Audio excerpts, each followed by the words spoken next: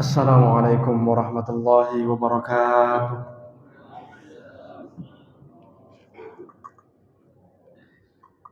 Innal hamdalillah nahmaduhu wa nasta'inuhu wa nastaghfiruh wa na'udzu billahi min shururi anfusina wa min sayyiati a'malina may yahdihillahu fala mudilla lahu wa may yudlil fala hadiya lahu. Asyhadu an la ilaha illallah wahdahu la syarika lahu wa asyhadu anna nabiyyana Muhammadan 'abduhu wa rasuluhu la nabiyya wa la rasula ba'dahu. Allahumma salli ala nabiyyina Muhammadin wa ala alihi wa sahbihi wa man walah. Ya ayyuhalladzina amanu taqullaha haqqa tuqatih wa la tamutunna illa wa antum muslimun, amma ba'du. Fa inna ahsanal kalami kalamullah wa khairal hadi hadi Muhammadin sallallahu alaihi wasallam wa syarrul umuri muhdatsatuha fa inna kulla muhdatsatin bid'ah wa kulla bid'atin dhalalah wa kulla dhalalatin finnar. Alhamdulillahirabbil alamin. Pertama-tama yang paling utama marilah kita panjatkan puji syukur kepada Allah yang telah memberikan nikmat yang sangat begitu banyak kepada kita semua. Alhamdulillah atas nikmat yang Allah Subhanahu wa taala berikan kepada kita pada hari ini kembali kita bisa beraktivitas sebagaimana biasanya. Alhamdulillah kita masih bisa merasakan nikmat kehidupan, bisa bernafas, bisa merasakan nikmat sehat dan lain sebagainya. Ini merupakan nikmat yang besar yang Allah Subhanahu wa taala berikan kepada kita. Demikian pula kita bersyukur kepada Allah Rabbul Alamin. Jadi mana alhamdulillah pada hari ini selepas bulan Ramadan, di bulan Syawal kita masih beribadah kepada Allah Rabbul Alamin, yaitu dengan mengerjakan salat maghrib secara berjamaah, kemudian dilanjutkan dengan pengajian. Insyaallah pada hari ini kita akan mulai kembali ya setelah sebulan kita beribadah fardiyah atau ibadah secara sendiri-sendiri. Taqabbalallahu minna wa minkum shalihal a'mal. Semoga Allah Subhanahu wa taala senantiasa menerima amal ibadah kita semua. Dan juga kita diberikan nikmat bertemu dengan bulan Ramadan yang akan datang. Amin amin rabbal alamin. Dan kemudian setelah mengucapkan at-thana atau pujian kepada Allah Subhanahu wa taala, tidak pernah kita lupakan salawat iring salam tercurahkan kepada Nabi kita Nabi Muhammad sallallahu alaihi wasallam beserta para keluarganya, para sahabatnya serta para pengikut sunnahnya hingga akhir zaman. Ikhwafillah rahimani wa rahimakumullah. Pada hari ini kembali kita akan mengkaji kitab Bulughul Maram min Jam'i Adillatil Ahkam ditulis oleh Imam Ibnu Hajar Al-Asqalani Asy-Syafi'i rahimahullahu taala, yang dimana beliau mengumpulkan hadits Nabi sallallahu alaihi wasallam yang bertemakan masalah fikih, demikian pula adab. Beliau tutup kitab ini dengan bahasan masalah adab. Dan sangat begitu penting kita untuk mempelajari tentang ibadah kita kepada Allah Subhanahu wa taala dan juga senantiasa istiqamah dalam beribadah dan juga terus meningkatkan kualitas iman, demikian pula ilmu kita untuk mengetahui cara ibadah kepada Allah Subhanahu wa taala sesuai dengan sunnah Nabi sallallahu alaihi wasallam. Wabil khusus selepas di bulan Ramadan ini. Karena di antara tanda seorang berhasil dengan Ramadannya adalah semakin giat dalam beribadah kepada Allah Subhanahu wa taala. Sebagaimana Allah Subhanahu wa taala firmankan dalam surat Muhammad, alladzina ihtadaw zadahum huda wa atahum taqwahum. Adapun orang-orang yang sudah kami berikan hidayah, sudah bagus dalam ibadahnya, kami akan terus tambahkan hidayah kepada mereka. Jadi semakin tambah hidayahnya. Wa zadahum taqwahum, tidak hanya hidayah tambah tapi juga tambah ketakwaan kepada Allah Subhanahu wa taala. Alhamdulillahirabbil alamin, kita bisa untuk menghadiri kajian pada hari ini. Ini insyaallah di antara cara kita untuk ya bisa mengaplikasikan ibadah yang sudah kita lakukan di bulan Ramadan dan membuktikan ibadah kita diterima oleh Allah Subhanahu wa taala. Dan hari ini insyaallah taala kita akan menjelaskan kitab Bulughul Maram min Jam'i Adillatil Ahkam yang berkaitan dengan masalah fikih. Ya, karena memang kita tidak mengetahui kesalahan kita kecuali tatkala kita mempelajarinya. Dan semakin kita tidak mempelajarinya, semakin kita itu akan jauh dari kebenaran. Justru baru kita ketahui, wah saya salah, ternyata kalau saya sudah belajar. Ya.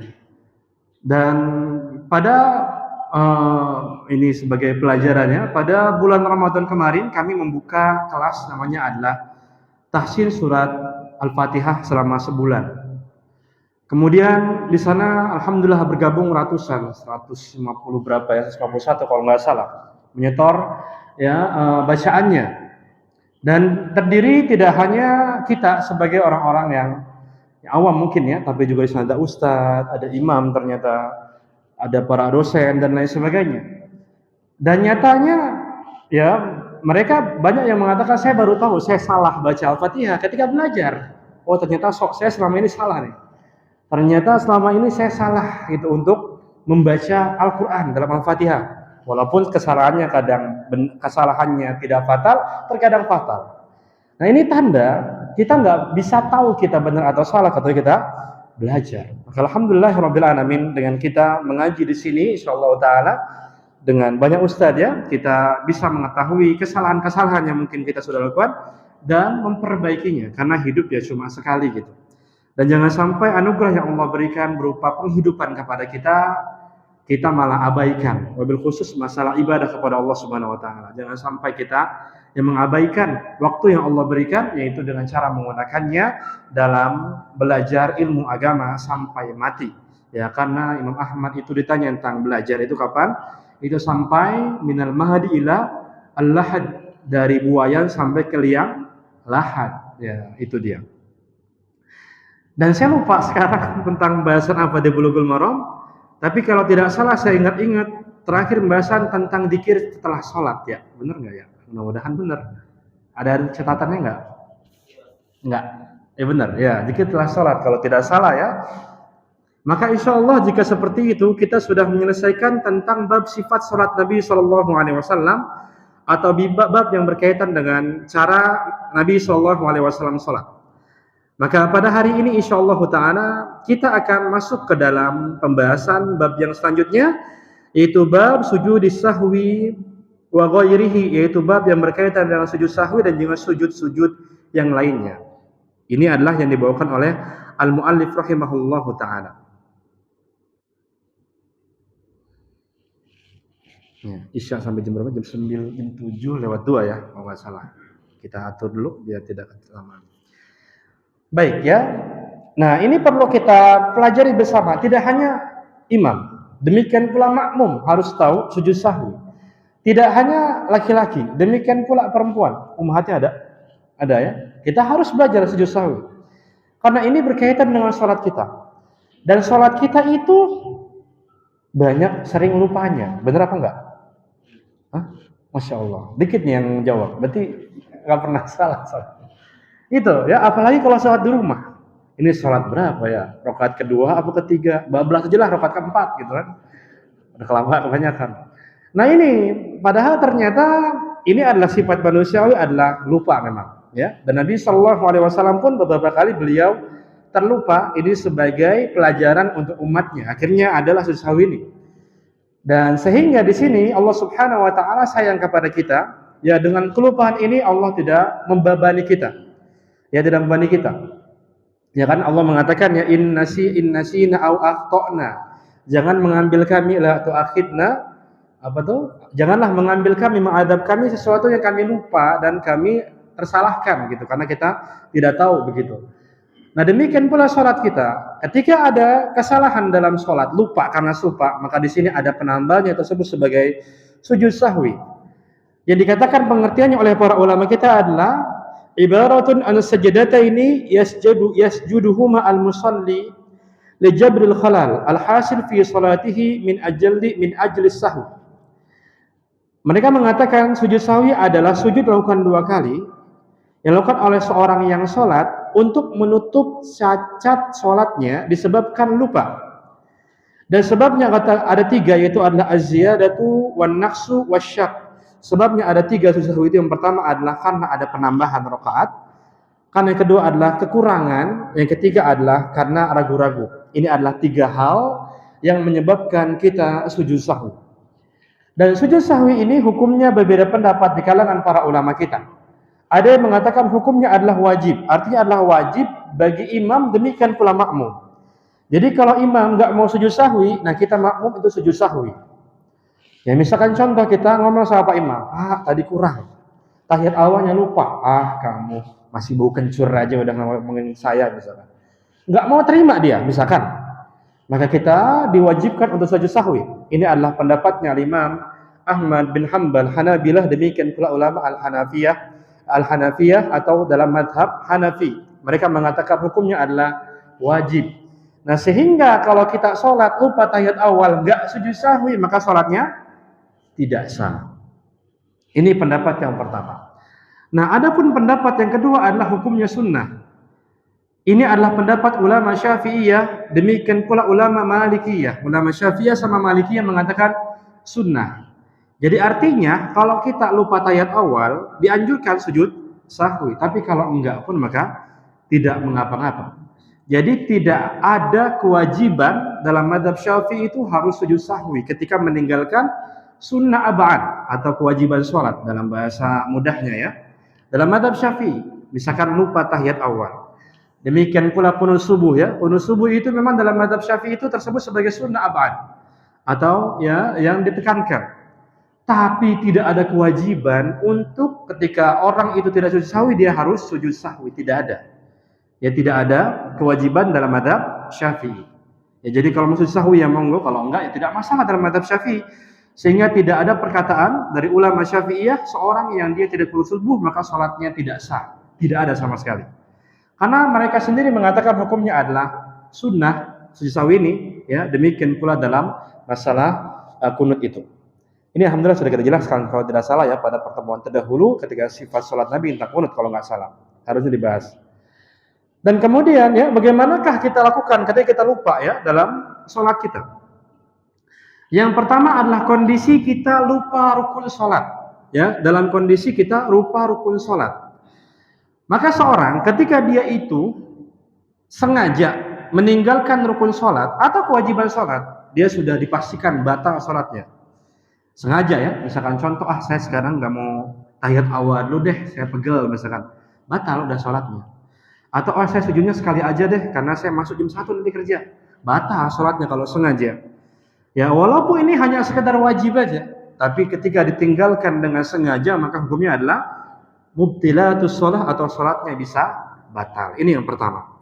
Nah, adapun ketika rukun sholat ini terlupa, nah ini lupa ya, maka ada kasus-kasus yang dijelaskan oleh para ulama kita. Apa itu? Yang pertama adalah ketika lupa takbiratul ihram maka batalkan sholatnya atau kita ulangi sholatnya. Misalnya contoh kita datang, misalkan orang-orang pada sholat ya, sholat berjamaah kita keterlambat, masbuk, langsung kita angkat tangan. Ini nggak sah Pak salat kita tuh. Gini nggak sah. Jadi harus dilafazkan. Tidak boleh dalam hati. Ya, jadi kalau lafaz takbir atau baca Quran itu nggak bisa di dalam hati, nggak bisa. Kalau memang bisa dalam hati enak banget. Ayo kita baca Quran banyak-banyak di bulan Ramadan, alhamdulillah. Barusan saya baca 1 juz. Kapan ya dengar? Dalam hati tadi bacanya. Enak kalau begitu? Enggak tersebut sebagai yang mendapatkan 10 per hurufnya itu enggak. Karena harus dilafazkan. Demikian pula bacaan sholat.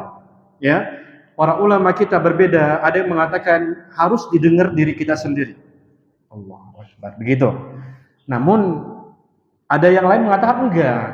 Karena kalau didengar sendiri, bagaimana kalau dia telinganya bermasalah? Allahu Akbar. Orang-orang kaget semua. Nah, sehingga wallahu alam yang terpenting ya pastikan setidaknya kita menggerakkan bibir. Allahu Akbar. Ya, kalau ada suara sedikit tidak mengganggu, alhamdulillah. Begitu. Nah, misal kita lupa ngomong tadi atau ngomong dalam hati, maka pada saat itu pula kita batalkan. Atau ketika kita masuk dalam rakaat, misalkan imamnya sudah sholat bersama jamaah, kita sering kayak gitu nggak sadar. Kita buru-buru sambil jalan. Mohon maaf ya, saya contohkan. Sering seperti ini nggak sah Pak ya. Ini dalam mazhab Syafi'i itu disampaikan bahwa saya wajib dia berdiri secara sempurna ketika takbiratul ihram. Jadi seperti ini. Allahu Akbar, nggak sah. Karena dilakukan tidak dalam kondisi berdiri secara sempurna. Karena dia sedang ngapain? Jalan. Ketika kita baru sadar di tengah, astagfirullah, tadi saya melafazkannya itu dalam kondisi saya jalan. Nah, kita batalkan sholat kita. Diam-diam semua nih. Mudah-mudahan ngerti ya, nggak puyeng ya. Begitu ya. Jadi pastikan tuh takbiratul ihram itu harus dilafazkan dalam kondisi berdiri. Kata Imam An-Nawawi, beliau mengatakan bijami'i ahrufiha, di semua hurufnya. Pastikan Allahu Akbar semuanya berdiri. Ya, kita itu nih lafazkan Allahu Akbar berdiri, nggak boleh bungkuk menurun atau kita jalan, itu tidak diperkenankan. Ya, kalau kita melakukannya tidak sengaja, kita batalkan salat kita. Paham ya? Ya, demikian pula misalkan imam ya, dia baru begini nggak ngomong sama sekali gitu. Ya, ketika dia masuk langsung baca Al-Fatihah, maka dia batalkan salatnya. Paham? Ada nggak yang seperti itu di sini? Ada? Ada. Saya juga sama pernah. Saya pernah salat maghrib atau isya gitu. Udah begitu aja. Baca alhamdulillah setelah itu saya baru ingat lah kenapa saya nggak ngomong takbiratul ihram. Baru ingat itu ya, namanya juga manusiawi, akhirnya saya batalkan salat saya. Saya batalkan salat saya, jamaah yang lain ada yang batalkan, ada yang tidak. Akhirnya saya sampaikan, kalau seperti itu Pak, kalau pertama baru masuk salat nih, imamnya dia batal, nggak apa-apa, lanjutin aja. Nanti baru imamnya ketika ngulangin, lanjut sama imam. Ngerti nggak? Misal mungkin contoh terjadi di Masjid Nabawi. Syekh Al-Hudayfi kalau tidak salah, beliau mengimami salat baru takbiratul ihram. Allahu Akbar, baru begitu. Dan beliau berhadas pada saat itu. Kemudian beliau mengatakan intadiru qalilan, ya, tunggu sebentar. Yang lain masih begini semua tuh, enggak batalin. Beliau itu wudu, beliau balik lagi, lantas beliau takbir lagi, kemudian mengimami sholat. Jadi imamnya belakangan, ya, makmumnya udah begini semua. Boleh? Boleh. Pernah dilakukan oleh Nabi SAW sama dengan Abu Bakar As-Siddiq. Abu Bakar sudah jadi imam bersama dengan sahabat yang lain, Nabi baru masuk. Dan akhirnya Nabi menjadi imam untuk Abu Bakar, dan Abu Bakar menjadi makmum pada saat itu. Ini boleh seperti itu ya. Nah, sehingga kalau kita takbiratul ihram itu, maka batalkan salat kita dan ulangi. Ya, seperti itu adalah yang pertama. Yang kedua adalah ketika kita lupa rukun, kemudian ingat sebelum masuk rakaat yang setelahnya, maka kita kembali pada yang lupa tadi kemudian sujud sahwi. Ya, misalnya bagaimana contohnya? Misalkan contoh baru di rakaat yang pertama. Setelah itu, ya, setelah ruku, ya, Allahu Akbar, langsung sujud tanpa i'tidal. Baru ingat ketika sujud, lah, saya belum i'tidal. Maka di sini saya balik lagi ke apa? Tadi apa kekurangan tadi? I'tidal, balik lagi i'tidal. Ya, sami Allahu liman hamidah, kemudian saya sujud lagi, diulang dari awal. Ngerti? Misalkan contoh ya, saya lupa misalkan tadi misalkan ruku lupa, baru ingat ketika sujud, maka saya harus kembali ruku lagi, balik lagi ruku, i'tidal, sujud, dan lanjutkan sholatnya. Paham? Alhamdulillah. Ini untuk kasus yang kedua. Kemudian nanti sujud sahwi. Sujud sahwinya kapan? Nanti kita akan jelaskan. Apakah sebelum salam ataukah setelah salam.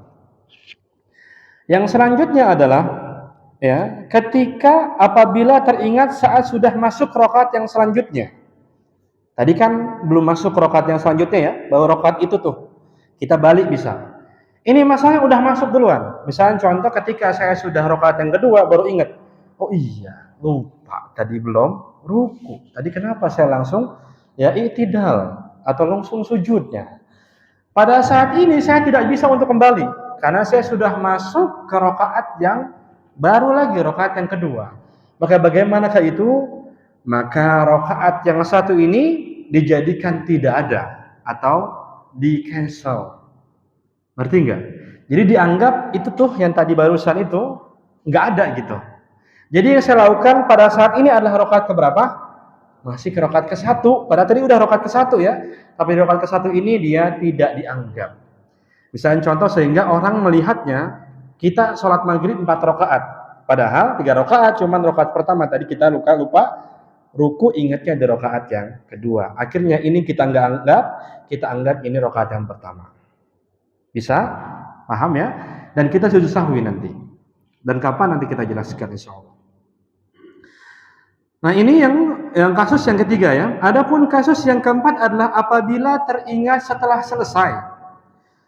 ya rupa rukun, maka mendatangkan rakaat baru sampai sempurna melakukan sujud sahwi. Jadi disampaikan dalam kitab Zalul Mustaqni dikatakan wa man taraka ruknan fadzakara ba'da syuru'ihi fi qira'ati raq'atin ukhra batalat allati tarakahu minha. Ini beliau mengatakan siapa orang yang sudah meninggalkan rukun dan dia baru ingat ketika sudah rakaat yang berikutnya, maka di-cancel, tadi sudah sampaikan. Maka di-cancel lah rakaat yang sebelumnya itu. Kemudian wa ya'udu wujuban fayati bihi wa bima ba'dahu yang tadi ya.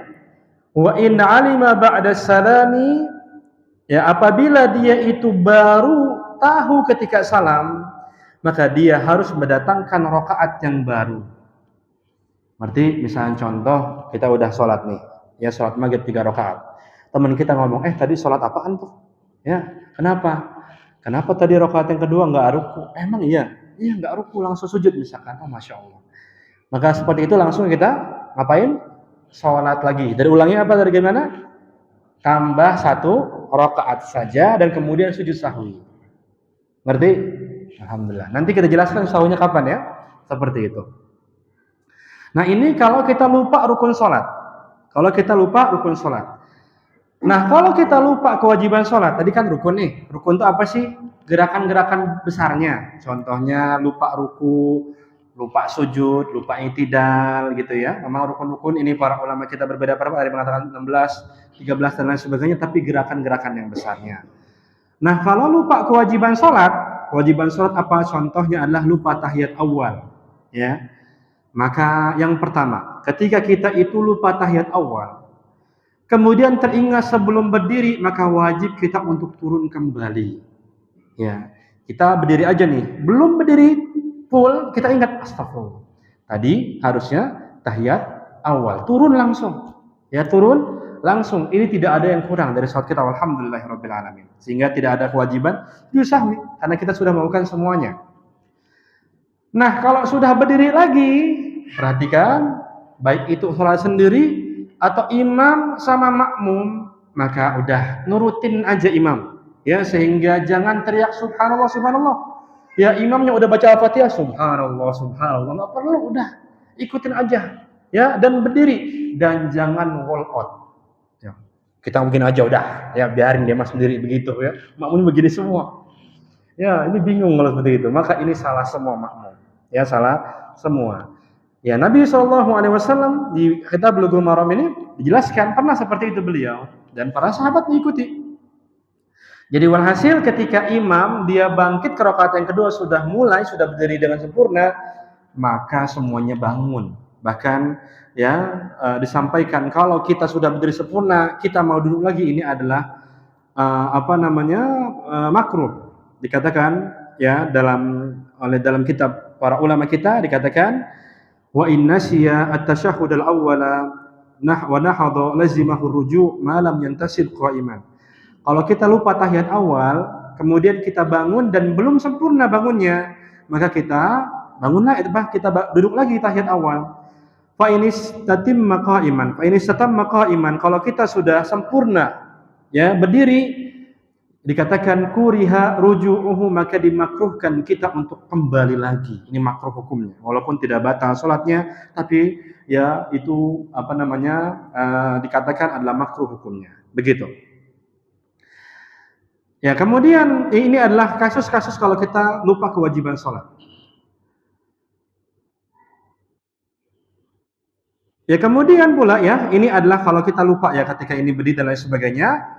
Nah, lantas nih sekarang kita prakteknya langsung ya. Lantas kemudian ketika kita ini sudah melakukan kelupaan tersebut gitu, sudah berlalu kelupaan tersebut. Nah, apakah selesai kita tahiyat awal, ini kita langsung salam ataukah bagaimana ya? Ya, maka di sini kita sampaikan ada rumusnya yang berkaitan dengan sujud sahwi. Dalam mazhab Syafi'i disampaikan sujud sahwi itu harus sebelum salam, harus apapun itu. Namun tidak mengapa ketika seorang itu setelah salam sujud sahwi, karena kan terkadang kita baru ingat kita salah diingetin sama orang lain, maka sujud sahwi lah gitu. Ketika kita diingatkan oleh orang lain. Dan kemudian sujud sahwi ini ya ada rumusnya yang dikatakan oleh para ulama kita. ya, yaitu ada 7 rumus. Namun saya akan ringkas di 2 rumus aja ya. Apa itu? Yang pertama adalah kalau kita lupa rakaat ini, lupa banget ya rakaat, atau kita lupa tahiyat awal, maka sujud sahwinya itu sebelum salam. Lupa apa tadi yang pertama? Lupa rakaat. Yang kedua lupa apa? Tahiyat awal. Ini sebelum salam. Nah, adapun kalau selain itu setelah salam. Kalau Nabi SAW terkadang beliau itu sebelum salam, terkadang setelah salam. Nah, para ulama kita kompromi di sini bagaimana caranya mengkompromikan hadis tersebut. Sehingga dapatkanlah 7 rumus ini yang tadi saya gunakan saya ringkas jadi 2 rumus aja. Kenapa? Nabi SAW pernah sholat asar bersama dengan para sahabat dan beliau sholat asar cuma 2 rakaat. Ketika selesai semua para sahabat gak ada yang berani mendekati Nabi SAW, gak ada yang berani karena wibawa beliau. Ya, namun kemudian datanglah seorang namanya adalah Dzul Yadain, sahabat Nabi ini. Dengan beraninya mengatakan kepada Rasulullah, wahai Rasulullah, apakah sholat ini dirubah sekarang? Asar jadi 2? Ataukah engkau lupa? Nabi ketika dengar itu pun kaget ya, akhirnya beliau nanya kepada sahabat yang lain. Kemudian akhirnya para sahabat mengatakan, betul ya Rasulullah, engkau sholat 2 rakaat. Ini manusiawi beliau ya. Dan ini bukan bertanda beliau banyak kurangan, bukan. Justru lupa ini adalah kelebihan, karena nanti menjadi syariat sampai kita nih, sampai sekarang. Dan akhirnya beliau pun sholat 2 rakaat lagi. Jadi kalau lupa, Bapak jangan semuanya dibatalin. Jadi sholatnya ulang, enggak. Nabi itu nambahin 2 rakaat, karena kan tadi beliau kurang berapa? 2 rakaat. Sampai salam. Assalamualaikum warahmatullahi wabarakatuh. Dan kemudian beliau lantas sujud sahwi setelah salam. Ya, jadi beliau takbir lagi Allahu Akbar, kemudian bangun lagi Allahu Akbar, kemudian ya Allahu Akbar. Seperti itu. Itu cara sujud sahwi 2 kali kemudian ya salam. Disampaikan oleh Al-Imam An-Nawawi rahimahullahu taala, beliau mengatakan sujudus sahwi sajdatan bainahuma jalsah. Wa yasunnu fi hay'atihima iftirash wa yatawarruq ba'daha ila an yusallim wasfa as-sajdatain fil hay'ah wa dzikr sifah sajdatan as-shalah. Beliau mengatakan sahwi itu 2 sujud, di antaranya ada duduk kata beliau, kemudian setelah itu ada salam. Dan kemudian doanya itu tidak ada yang khusus. Karena Ibnu Hajar Asqalani itu beliau telah menjelaskan ini dalam kitab Bulughul Maram, beliau penulisnya ya. Beliau mengatakan dalam kitabnya At-Talkhis Al-Khabir, beliau mengatakan ya sami'tu ba'dul a'immah ya yuhki annahu yustahabu an yaqul fihima. Beliau mengatakan, Ibnu Hajar mengatakannya, aku mendengar para imam-imam sholat itu mengatakan ketika melakukan sujud sahwi itu ada doanya khusus, yaitu apa? Ada yang ingat? Subhanaman la yanamu wala yasfu. Nah, beliau mengatakan lam ajid lahu asal, ini tidak ada usulnya sama sekali. Jadi itu bukan doa sujud sahwi. Jadi sujud sahwi itu doanya doa sujud biasa. Paham ya Pak ya? Jadi ketika kita kelebihan rakaat, ya, kita kelebihan rakaat nih, sujudnya setelah salam atau sebelum salam? Ayo, ujian nih. Setelah apa sebelum? Setelah apa sebelum? Sudah jawabannya. Ya, sesudah salam, betul. Oh iya, lupa rakaat 2 apa 3? 2 apa 3? Sebelum atau setelah? Sebelum, tapi diingetin kalau 2 apa 3 kita ambil berapa? Yang paling rendah yaitu 2. Jadi bukan 2 apa 3, 4 aja jangan. Kita ambil yang paling rendah. Nah, kemudian kita ingat ini rakaat yang ketiga, tapi kayaknya 2. Enggak, ini mah 3 pasti. Ini bukan ngeblank, tapi ingat dia rakaat 3. Tapi dia ada keraguan, ini 2 kayaknya. Tapi enggak, ini 3. Dia yakin, tapi ada keraguan sedikit di situ. Maka dia pun disunnahkan untuk sujud sahwi. Sebelum atau setelah? Sebelum setelah? Setelah. Jadi yang sebelum itu ngeblank sama sekali. Ngeblank sama sekali. Ini 2 apa 3? 2 apa 3? Nah, selain dari itu setelah gitu. Misalnya contoh, di sini Imam Masjid Al-Ihsan salat maghrib 30 rakaat maghrib Ustaz. Sebelum atau setelah? Sujud sahwinya? Setelah. karena memang ya itu bukan dua tadi. Ngerti ya? Ini cara sujud sahwi. Dan kemudian sujud sahwi tadi itu ketika imam lupa tahiyat awal ya, kita ingetin sebagai makmum, kita sebagai makmum mengucap apa? Subhanallah. Cukup aja subhanallah udah gitu. Jadi jangan woi Pak, lupa tuh Pak, jangan. Batal kalau begitu mah. Ya. Subhanallah. Atau bahasa ya yang lain dipakai maka jangan, udah subhanallah saja. Adapun perempuan maka dia melakukan tasfik atau bertepuk tangan. Kata Nabi SAW, at-tasfik lin nisa, ya menepuk tangan itu untuk perempuan. Dan bukan begini, lupa. Ya, demikian pula bukan begini. Bukan, tapi begini. Begitu. Ya, jadi menepuk seperti ini. Ya, ini ketika lupa. Nah, kalau imamnya sudah nggak ngedenger gitu ya, maksudnya dia terus aja, ya sudah, kita langsung bangun ke rakaat yang selanjutnya. Nah, ini kalau rakaatnya masih rakaat yang kedua gitu ya. Tapi kalau imam sudah nambah rakaat, nah ini beda nih. Tadi kan rakaat yang kedua, lupa tahiyat ya.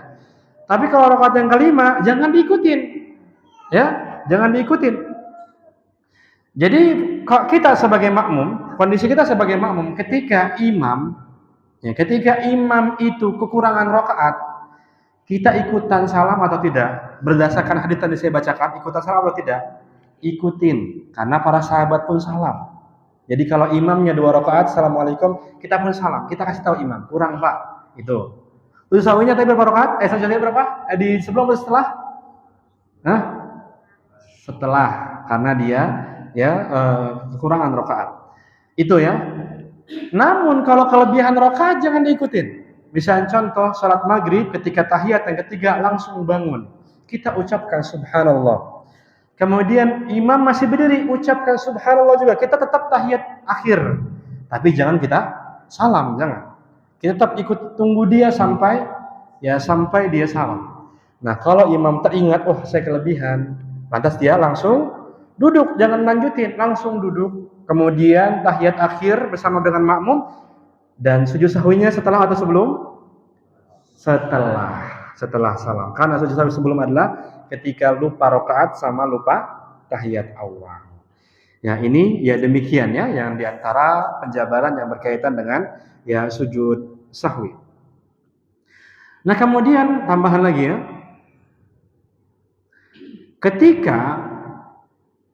Ketika kita sebagai makmum masbuk ya, dan akhirnya imam itu sujud sahwi, maka mau tidak mau kita ikutan karena dalam sholat. Walaupun kita tidak terkena kesalahan imam, tetap kita ikut untuk ya sujud sahwi karena dalam sholat. Namun ketika kita nggak merasakan kesalahan imam ya, karena kita masbuk ya, dan kemudian imam itu sujud sahwinya setelah salam, maka bagi kita ada 2 pilihan. Yang pertama kita ikut bersama dengan imam. Ketika itu setelah sholat selesai kita sujud sahwi atau tidak, maka tidak masalah. Ya, karena memang sujud sahwi itu ada 2 ya fungsinya. Yang pertama adalah menutup cacat sholat karena kita lupa. Yang kedua adalah untuk menghinakan siapa? Menghinakan setan. Jadi karena lupa ini dari setan ya, dan akhirnya kemudian kita boleh ketika saat itu ya kita sujud sahwi walaupun kita tidak ada ikut serta kesalahan bersama dengan imam. Juga sama, misalkan ketika imam dia lupa tahiyat awal, kemudian dia berdiri belum selesai ya, dan dia langsung duduk tahiyat akhir, tahiyat awal gitu kan. Dan dia ini kan tidak melakukan kesalahan karena memang dia sudah menutupinya.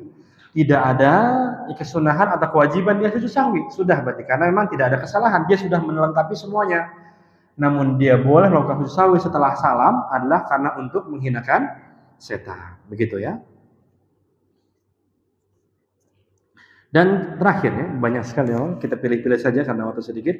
Dan terakhir adalah ketika makmum itu lupa, nah dia sholat bersama dengan imam, ini bagaimana? Ini sering kejadian sama kita ya mungkin. Yaitu apa, kita lupa ini rakaat berapa ya? Gitu kan? Jadi ketika kita sholat bersama dengan imam kita lupa ini rakaat yang keberapa, maka di sini yang ditutupi lupa tersebut dengan kebenaran imam. Jadi tidak perlu sujud sahwi. Kita anggap bisa kita lupa, Masya Allah ini rakaat berapa ya? Rakaat 2 nih. Ternyata rakaat yang ketiga. Imam lantas salam, ya sudah kita salam dan tidak perlu susahwi karena memang sudah dibenarkan oleh imam. Karena imam menanggung di sini.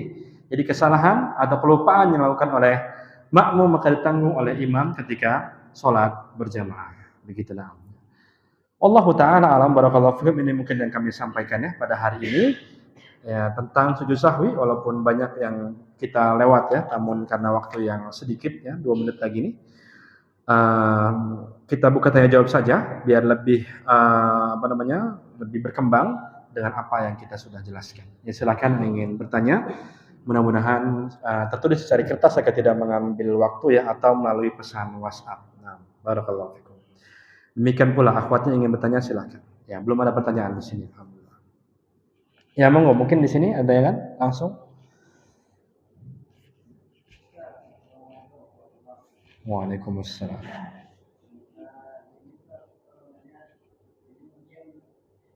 Di luar tema. Di luar masjid. Ya.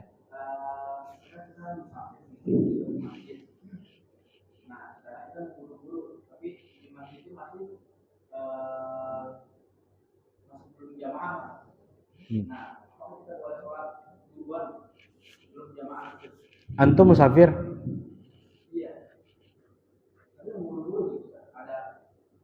Musafir bukan nih? Udah berarti perjalanan jauh dong kalau musafir. Nah, barakallahu fikum. Iya, salat berjamaah itu dianjurkan baik untuk musafir maupun untuk orang yang mukim. Nah, sehingga ketika kita ada di sebuah masjid ya, dan kemudian kita karena buru-buru dan kita punya rombongan sendiri musafir ya, sama-sama musafir, maka kita boleh sholat dengan musafir tersebut namun di tempatnya. Maksudnya jangan sampai kita itu membuat kesulitan, kesusahan untuk orang-orang mukim, mengganggu mereka. Baiknya sholat di luar gitu ya, atau ya sholat yang di tempat yang dimana itu khusus untuk musafir ya, atau yang penting adalah tidak mengganggu orang-orang yang mukim atau berjamaah di sana. Kita bisa sholat berjamaah bersama dengan rombongan kita, itu boleh insyaallah ta'ala. Nah kemudian kalau kita sholat sendiri bagaimana? Ya secara hukum kita boleh-boleh saja, karena apalagi kita buru-buru ya.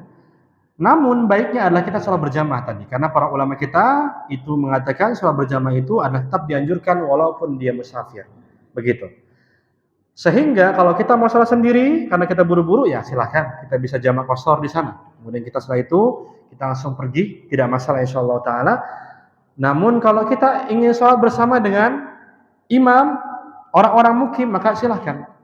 Namun konsekuensinya kita tidak boleh mengqashar sholat itu. Kita harus itmam atau sempurna. Jadi nggak ada ceritanya imam mukim sholat zuhur 4 rakaat. Kita ikut serta bersama dia, kita qasharan di 2, tidak boleh. Kita tetap 4 rakaat bersama dengan imam, begitu. Setelah imam selesai sholat, baru kita, kalau mau jamaah asar ya, kita langsung 2 rakaat untuk mengerjakan sholat asar. Demikian, semoga bisa menjawab ya. Jadi ya itu tidak masalah, tidak berdosa gitu ya. Namun tadi bagusnya adalah berjamaah bersama orang musafir yang lain. Seperti itu. Barakallahu fiikum. Ya.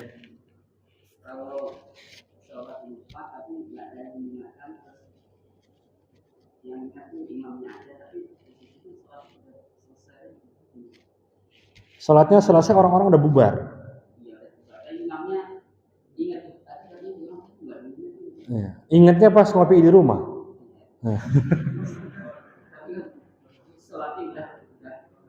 Nah, ya. Barakallahu fikum.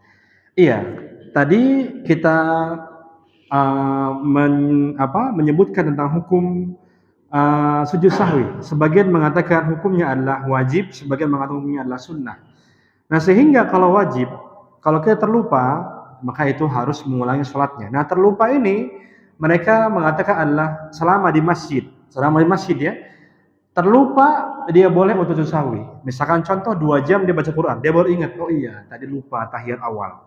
Maka di situ dia sujud sahwi langsung, boleh. Namun kalau dia sudah tidak di masjid, maka kata para ulama sujud sahwinya sudah tidak berlaku lagi. Jadi harus dia mengulangi sholatnya dari awal, gitu. Dan sebagian mengatakan tidak, selama dia masih berwudu, selama itu pula boleh sujud sahwi. Maka wallahu alam ini pendapat yang lebih kuat. Ya, baik kita di rumah misalkan ya, kemudian kita itu baru teringat kita sujud sahwi. Ini sebagian para ulama berpendapat seperti itu. Kemudian sebagian yang lain mengatakan hukumnya adalah sunnah seperti madhab Syafi'i. Ya, seperti madhab Syafi'i mengatakan hukumnya sunnah. Jadi kalau kita lupa pun maka tidak mengapa kita tidak sujud sahwi. Maka Allah Ta'ala alam jika memang merepotkan, dan ini pasti merepotkan. Kita sebagai imam lupa sampai minum kopi di rumah gitu. Tiba-tiba pas mau salat maghrib, bapak-bapak mohon maaf ya, kita nggak jadi salat maghrib dulu. Kita sholat asar dulu ya. Tadi saya lupa nggak ada yang ngasih tahu, wah memberatkan semuanya. Kita katakan ya sudah karena ya lupa, kemudian sudah berlalu lama. Kemudian sebagian para ulama menghukumi sunnah dan khawatir juga nanti memberatkan mereka karena kesalahan di kita murni sebagai imam, ya sudah kita lanjutkan saja dengan sholat maghrib, tidak perlu untuk mengulangnya. Demikian ya, Allah Ta'ala seperti itu. Barakallahu.